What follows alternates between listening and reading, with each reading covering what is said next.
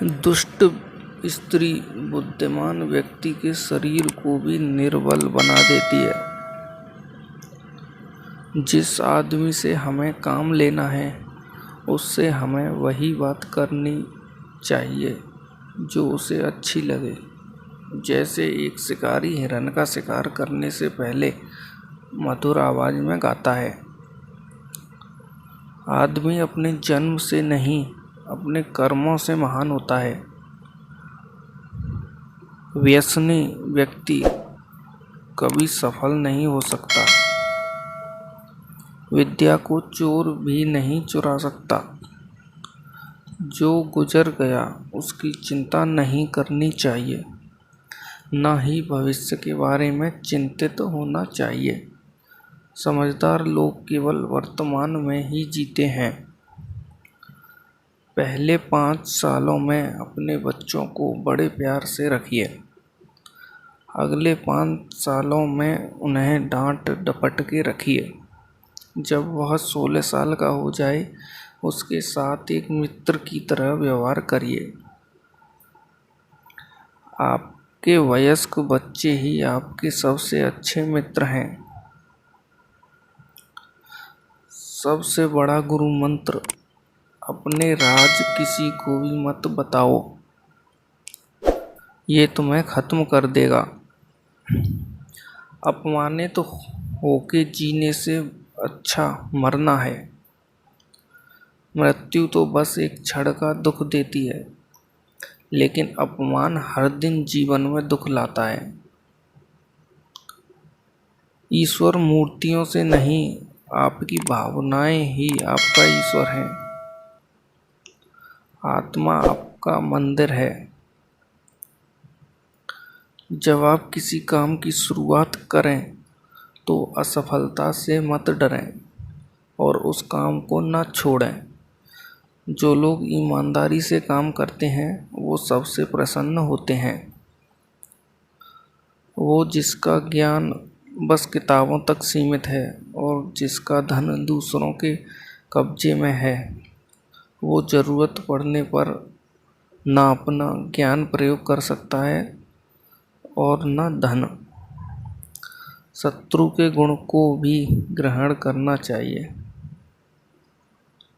पुस्तकें एक मूर्ख आदमी के लिए वैसे ही हैं जैसे एक अंधे के लिए आईना।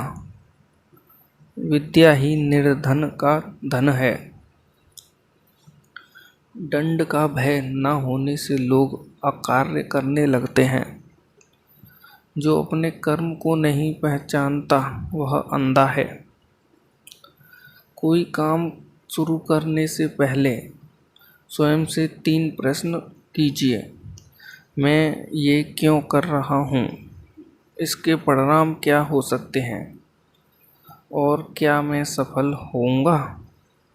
और जब गहराई से सोचने पर इन प्रश्नों के संतोषजनक उत्तर मिल जाएं, तभी आगे बढ़िए। संकट में बुद्धि भी काम नहीं आती है। सेवक को तब परखें जब वह काम न कर रहा हो।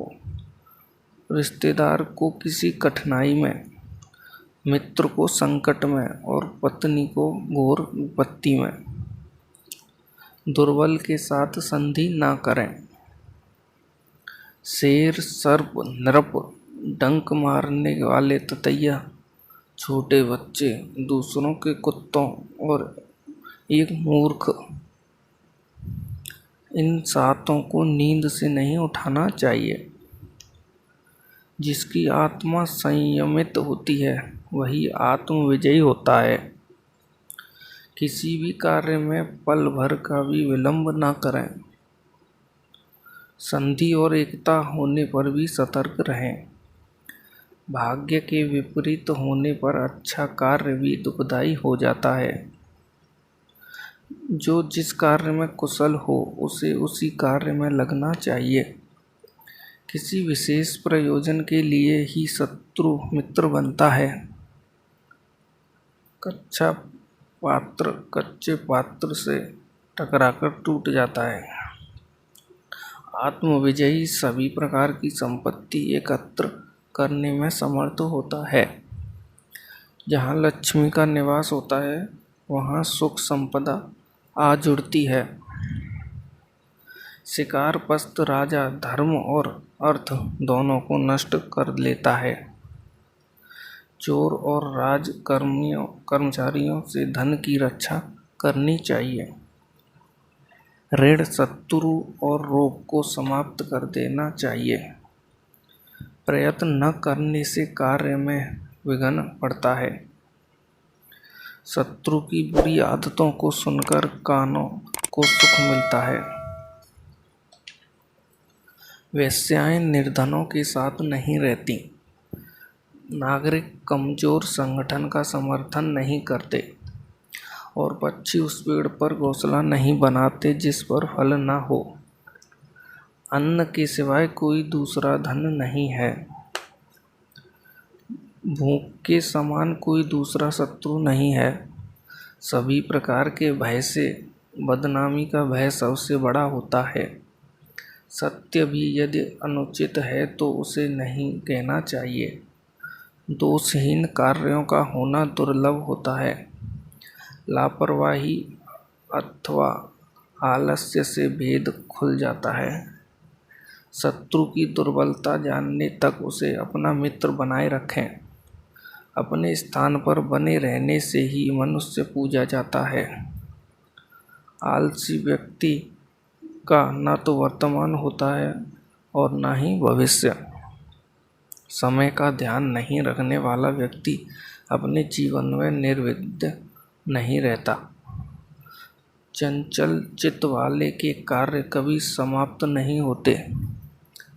भाग्य पुरुषार्थी के पीछे चलता है।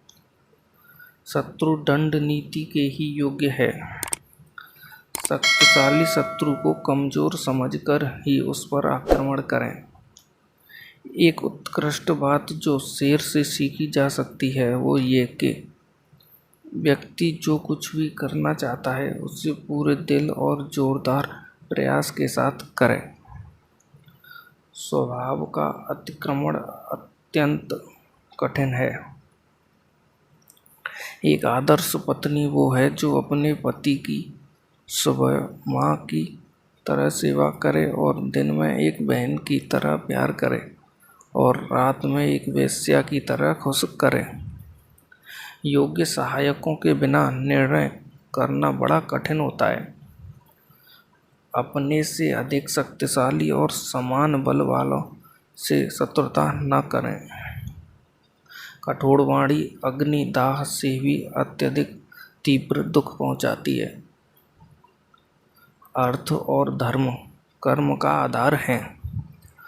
धूर्त व्यक्ति अपने स्वार्थ के लिए दूसरों की सेवा करते हैं। कठिन समय के लिए धन की रक्षा करनी चाहिए। इंद्रियों पर विजय का आधार विनम्रता है।